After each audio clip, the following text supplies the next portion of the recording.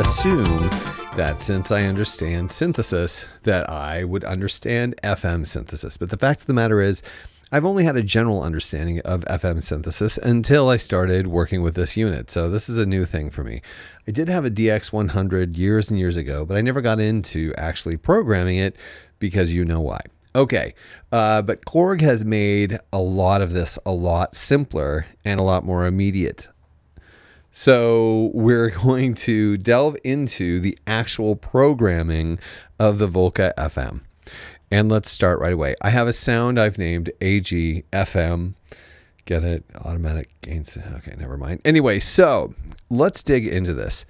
First and foremost, we've talked about what these controls do. But once you press the edit button, the functionality changes a bit. All we have to do to begin the editing process is press edit. Kablam. Now what we're seeing is our operator number here on the left. And then over here, this number designates whether it is on or off. If it says 01, it's on. If it says 00, it's off. We have operator 1 on. Now, if we want to move between our operators, we've got buttons here that are labeled specifically for that purpose. We'll go to operator 2. 00, it's off. Operator 3, it's off. Operator 4 is off. Operator 5 is off. Operator 6 is off. And why are they all off? Because I'm going to show you how an operator on its own works before we start talking about combining operators. So this operator is on, and since there's nothing modulating it and there are no other operators happening at the same time at various pitches, what you basically get is a sine wave.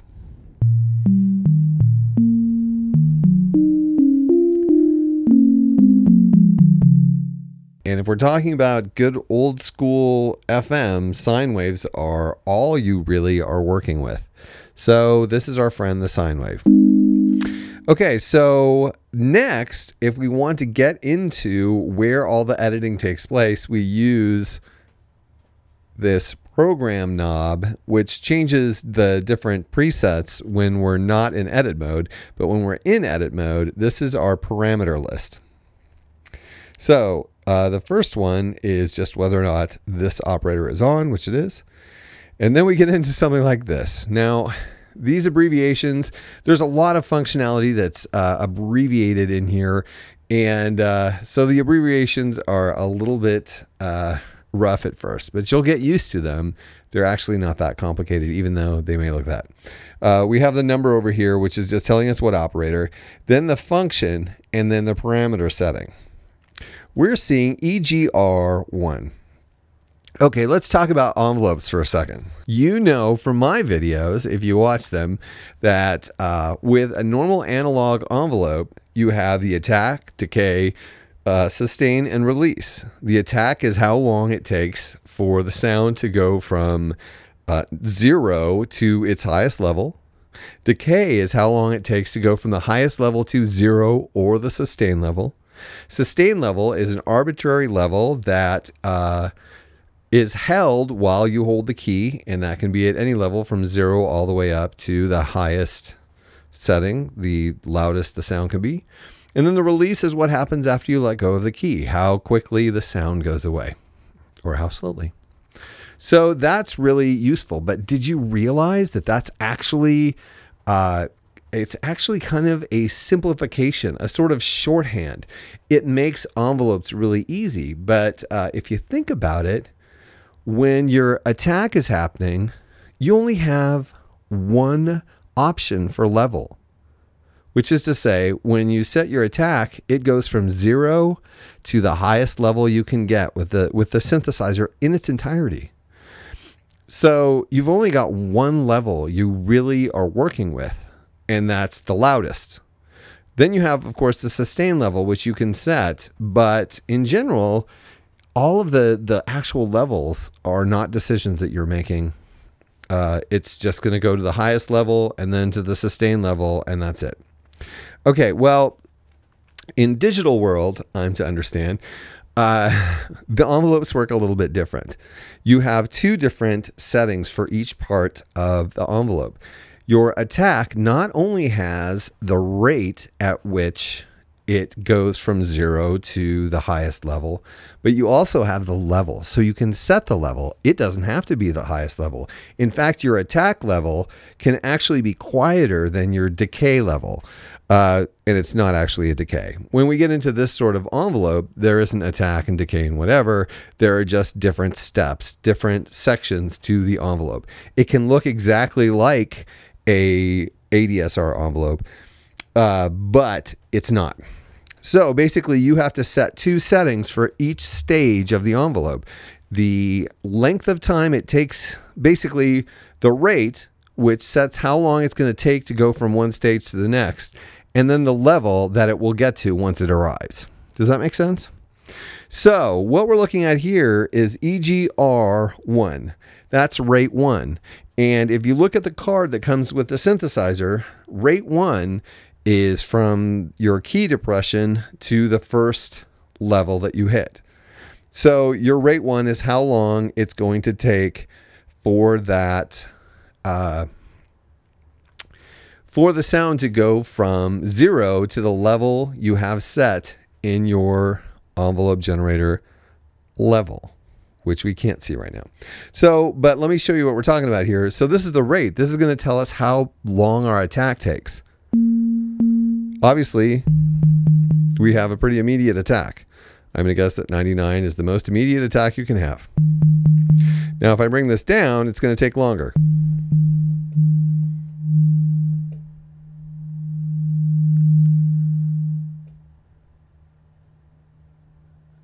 Now, you may ask me, wait a minute, Mark, why is it taking longer as you decrease in rate amount?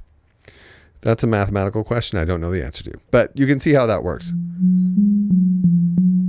And then, so these are really like 4-stage envelopes instead of ADSR envelopes.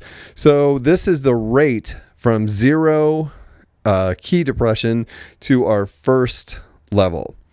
And then if you turn this knob one more time, you'll get EGR2, the rate from the first level to the second level, and how long that's going to take.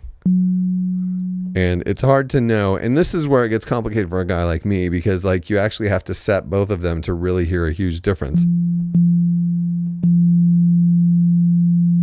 Okay, that sounds different. So we just have the rate that is changing. And then there's 3.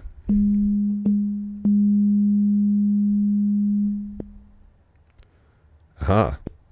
With our rate 3, if you go up to 99, we don't get any sound at all.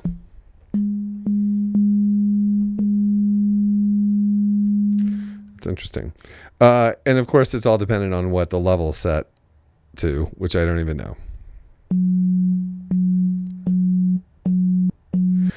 This last rate setting is how long, it's actually your release, how long it takes to go from key, like removing your finger from the key, to silence. So it's very much like a release on an envelope, an analog envelope.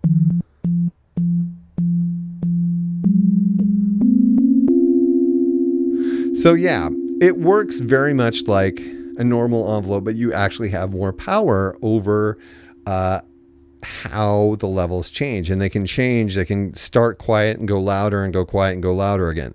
So that's when we get into messing with the levels themselves. Like we have the level, the first level here is envelope generator level 1.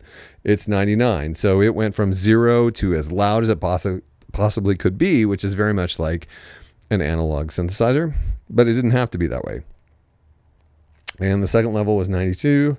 Third level was 0. So that brought our volume down. And then the last level is 02. What happens if we turn this up?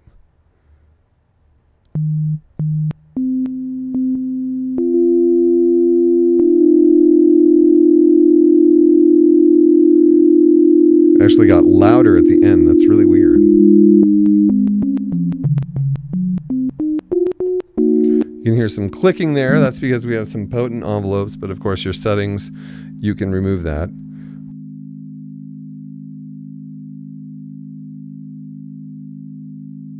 we still have some release happening.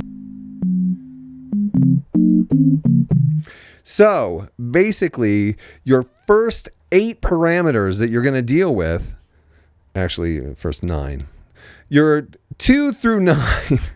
Don't make me do math. Why do I have to do so much math?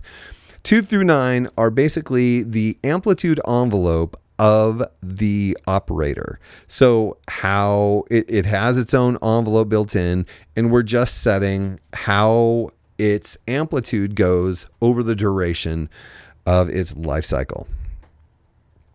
Then next we get into LSBP, or LS. LS stands for level scale. And if you've ever looked at a DX7, and I'm sure you have, there's this little box right next to the envelope box that has this kind of weird like butterfly shape in it. And I've looked at it many times and I'm like, what the heck is that? And I've never known. And to be honest, I'm still not that good on it.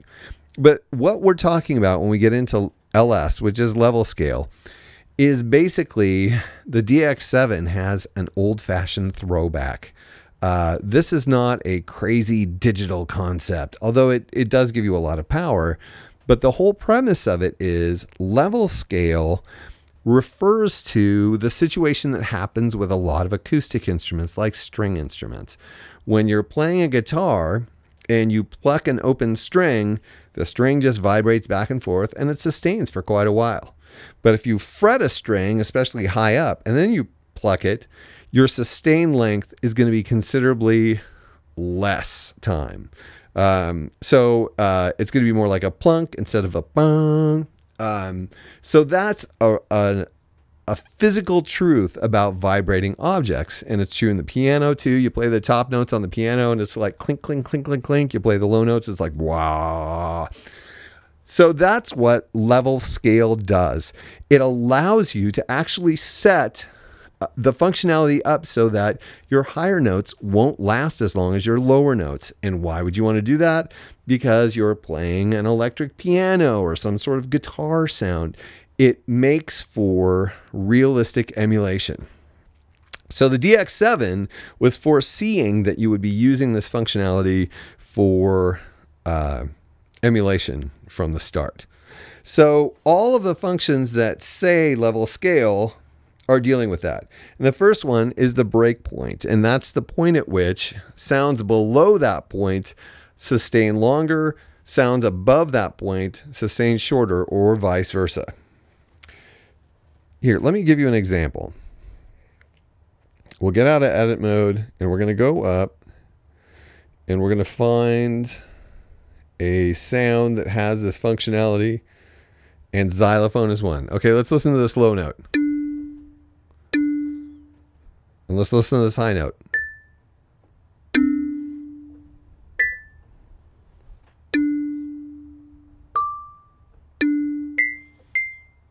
Notice how the higher notes have less duration than the low notes.